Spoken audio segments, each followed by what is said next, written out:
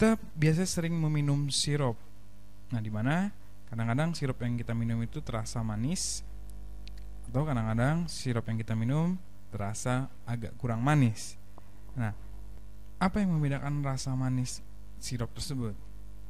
Nah, yang membedakan adalah kadar gula di dalamnya. Nah, begitu juga dengan suatu larutan. Ya, ada larutan yang pekat, ada larutan yang encer. Nah, kepekatan dari suatu larutan itu ditentukan oleh banyaknya zat larut dalam suatu larutan. Dimana untuk menentukan banyaknya zat larut dalam suatu larutan itu yang disebut dengan konsentrasi.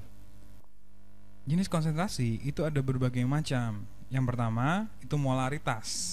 Definisi molaritas adalah banyaknya mol zat larut tiap 1 liter larutan. Dinotasikan dengan huruf M besar, itu sama dengan berarti mol per volume, dimana volumenya itu adalah volume larutan. Nah, jadi kalau kita tulis nanti mol per volume, dimana volumenya itu satuannya harus liter. Atau bisa juga kita tulis molaritas itu sama dengan mol dikali 1000 dibagi volume. Nah, kalau ini volume larutannya itu dalam mililiter. Kemudian yang selanjutnya adalah molalitas. Molalitas adalah definisinya banyaknya mol zat larut tiap 1 kg pelarut. Dinotasikan dengan huruf M kecil, di mana molalitas sama dengan N per P, di mana P itu adalah massa pelarut, satuannya dalam kilogram. Atau bisa juga kita tulis molalitas sama dengan mol dikali 1000 dibagi P, di mana P-nya itu massa pelarut, satuannya dalam gram. Kemudian yang selanjutnya adalah fraksi mol. Nah, fraksi mol ini bisa kita nyatakan sebagai fraksi mol zat larut atau fraksi mol zat pelarut. Nah, fraksi mol dari zat larut itu menyatakan berapa bagiankah mol zat larut dari mol total. Berarti fraksi mol dari zat larut dinotasikan dengan XT sama dengan nanti mol zat larut per mol pelarut ditambah mol pelarut. Begitu juga dengan fraksi mol dari pelarut, itu menyatakan berapa bagiankah mol pelarut dari mol total. Berarti fraksi mol dari pelarut atau XP sama dengan mol pelarut per mol terlarut ditambah mol pelarut.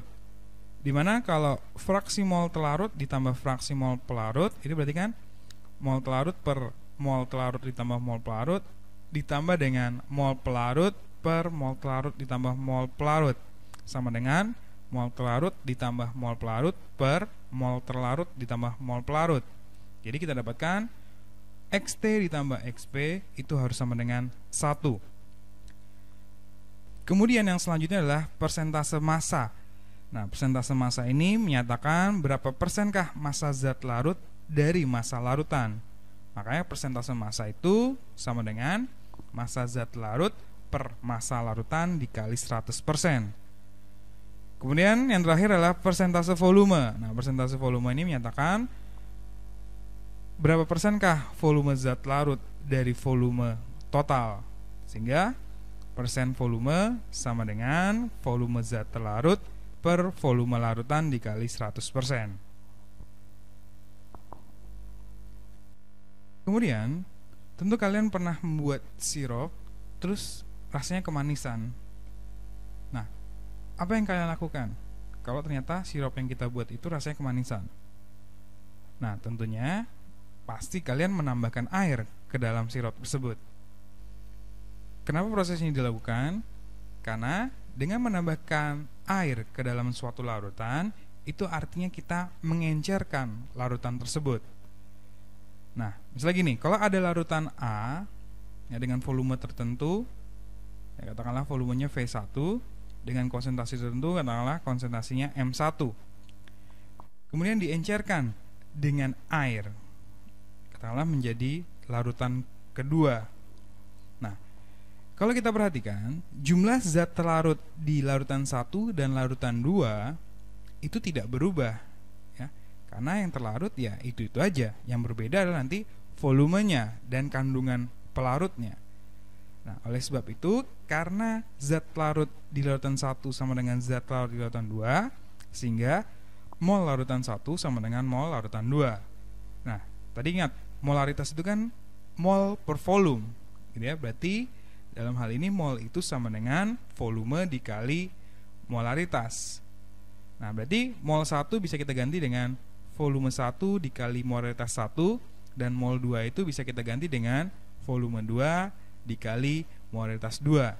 Sehingga dapat rumus pengenceran itu adalah V1 dikalikan M1 sama dengan V2 dikalikan M2, di mana V2 itu sama dengan V1 ditambah volume air. Itulah pengenceran. Nah, sekarang bagaimana jika ada dua larutan yang sejenis kita campurkan? Contohnya, kalau ada larutan A pertama dan ada larutan A kedua, kita campurkan, katakanlah menjadi keadaan ketiga.